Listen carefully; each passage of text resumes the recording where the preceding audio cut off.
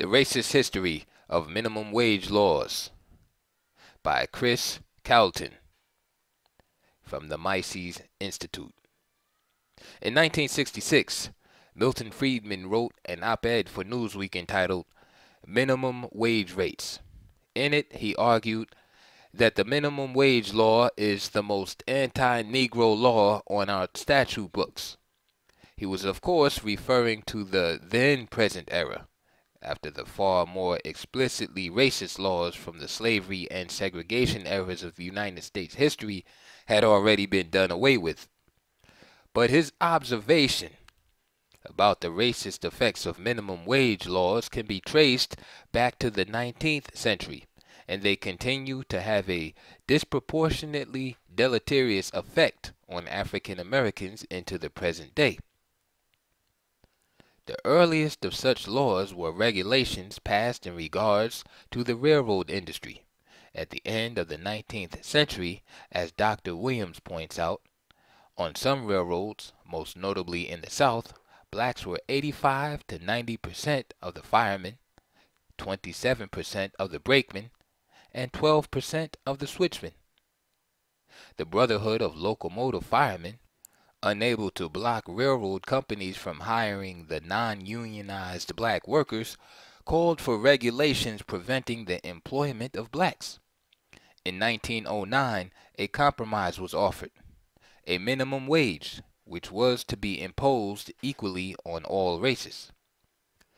To the pro-minimum wage advocate, this may superficially seem like an anti-racist policy.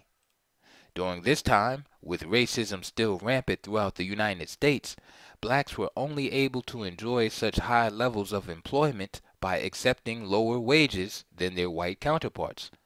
These wage gaps at the time genuinely were the product of racist sentiment. But this new wage rule, of course, did not eliminate the racism of 19th century employers. Instead, it displaced their racism at the expense of black workers. One white union member at the time celebrated the new rule for removing, quote, the incentive for employing the Negro. This early minimum wage rule was explicitly put in place to prevent African Americans from finding employment, and it was successful in this goal. In the 1930s, racial views had hardly improved, if at all. Despite this, the unemployment rate among blacks was actually marginally lower than that of whites. Like the railroad workers, this was due to their willingness to accept lower wages than whites. But as infuriating as the employer racism at the time might be, the 1930s wage laws should incite even more anger. In 1931, Congress passed the Davis-Bacon Act, requiring uniform wages for any workers employed in federally funded public works projects. In 1933, the National Industrial Recovery Act was signed into law, mandating industry-specific wages throughout the economy. In 1938, the Fair Labor Standards Act, the only one of the three to remain permanently on the books, took effect, initially imposing a federal minimum wage for any worker engaged in interstate commerce. All of these laws serve to price African Americans out of the job market rather than forcing employers to pay non-racist wages. It simply forced blacks to shift from suffering race-motivated wages to suffering race-motivated unemployment. The industries that were not governed by minimum wage laws demonstrate the market's propensity to raise the relative income of discriminated people. In the 1920s, for example, popular black performers were starring in Broadway plays alongside whites. In the 1940s, Jackie Robinson broke the color barrier in Major League Baseball, despite the racism in professional sports. Meanwhile, blacks in civilian and government jobs were being pushed out of their industries by wage floors. By the 1960s, many African Americans were employed as farmers, at least partly due to this being one of the few remaining fields of work that was not yet subject to wage regulations.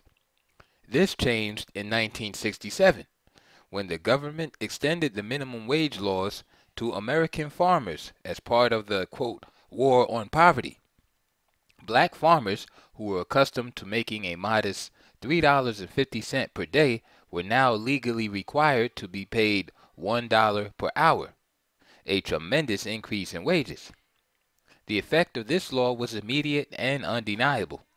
An estimated 25,000 farm workers were put out of work in the Mississippi Delta region alone. Black farmers were not oblivious to the cause and effect at play. Quote, "That dollar an hour ain't worth nothing," end quote, said the wife of one day laborer. "It would have been better if it had been 50 cents a day if you work every day." 50 cents a day, of course, was a lower wage than what her husband would have been earning prior to the law. Her point was clear.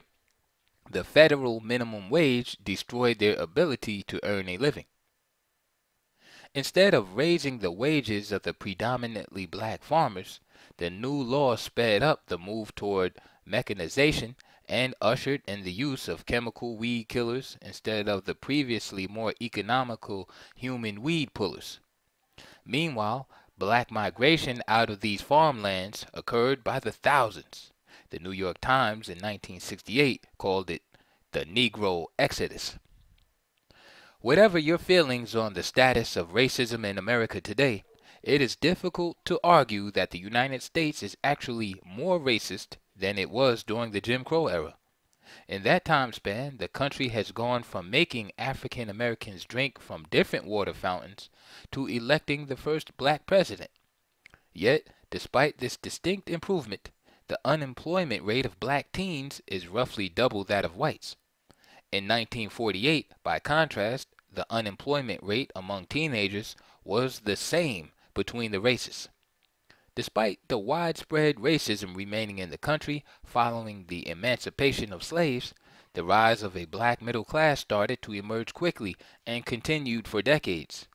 But thanks to meddlesome laws passed by presumably well-intentioned bureaucrats, the government has only served to stifle this upward trajectory.